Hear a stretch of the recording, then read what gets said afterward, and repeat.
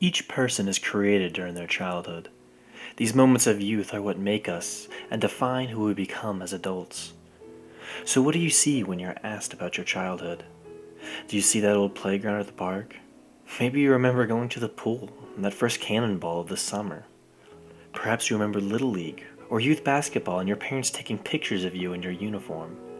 Maybe you see something as simple as the beach. When I think of my childhood, I see a place. I see my old basement, the place most children avoid for fear of monsters and ghouls coming to get them. It wasn't like that though. Not for me. It was a place of learning and adventure.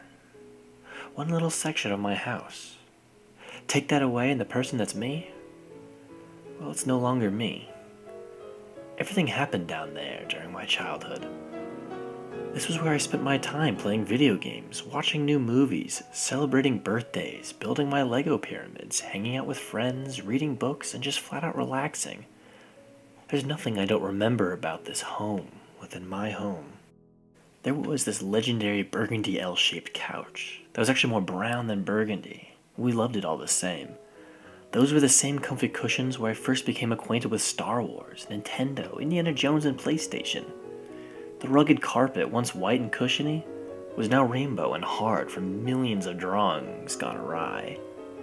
And of course, the many spills from our drinks that Mom and Dad didn't need to know about.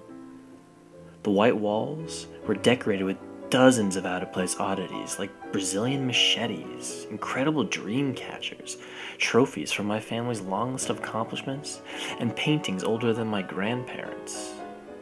This is where I made my memories. Like the first time my brother and I stayed up late so that we could watch the adult comedy cartoons and discovered Adult Swim. We loved it so much that it became a nightly tradition. Or the time my father brought us into his office and forbade us from entering the back room. Needless to say, it wasn't long before we found out what secrets awaited us in that forbidden room. But oddly enough, it's not just the good times I look back and remember fondly. Like the time I fell back and hit my head on the infamous toe stub and coffee table. I had to get a dozen stitches, and I was so uncooperative that they had to strap me down like a mummy. Or even the time that I got into my mother's sewing tools and used her rolling cutter to open up my thumb. It's still a story told at the dinner table till this very day. But the point is, this place was my perfect little home where I could come and go and do as I liked, but chose to leave only if I had to. It was my personal prison, but a prison I chose for myself, my very own Calypso's Island.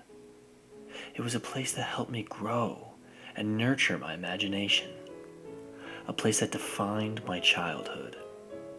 And every now and again I like to pull up a chair on the shores of my mind before taking a stroll down memory lane. I can see with pride in my heart and comfort in my bones that this silly little den with a couch, a TV, a few toys, and some decorations was somehow the architect of my creation. What would I be without this place? A different person? It's so odd to think that, but honestly, it's the truth. And I wouldn't trade those days of my childhood for the world. But I certainly would give almost anything to sit in that room just one last time.